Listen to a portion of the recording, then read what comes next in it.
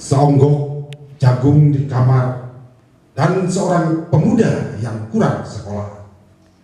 Memandang jagung itu, sang pemuda lihat ladang, ia melihat petani, ia melihat panen. Dan suatu hari subuh, para wanita dengan gendongan pergi ke pasar. Dan juga ia melihat suatu pagi hari di dekat sumur gadis-gadis bercanda sambil menubuk jagung menjadi maizena. Sedang di dalam dapur tungku-tungku menyala, di dalam udara yang murni tercium bau kue jagung. Seonggok jagung di kamar, dan seorang pemuda, ia siap menggarap jagung. Ia melihat kemungkinan otak dan tangan siap bekerja.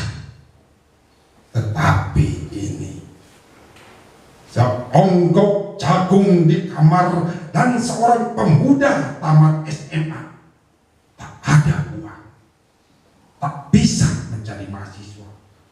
Hanya ada seonggok jagung di kamarnya. Ia memandang jagung itu dan ia melihat dirinya terlunta-lunta.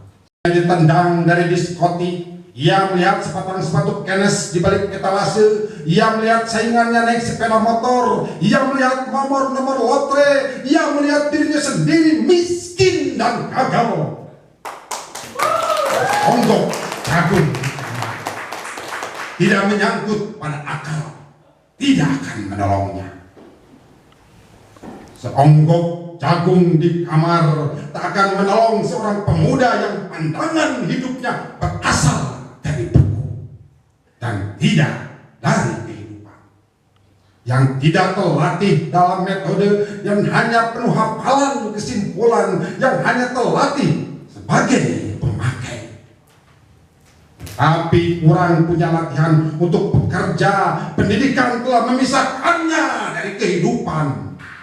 Aku bertanya, apakah gunanya pendidikan bila hanya akan membuat seorang menjadi orang asing di tengah pernyataan persoalan keadaannya?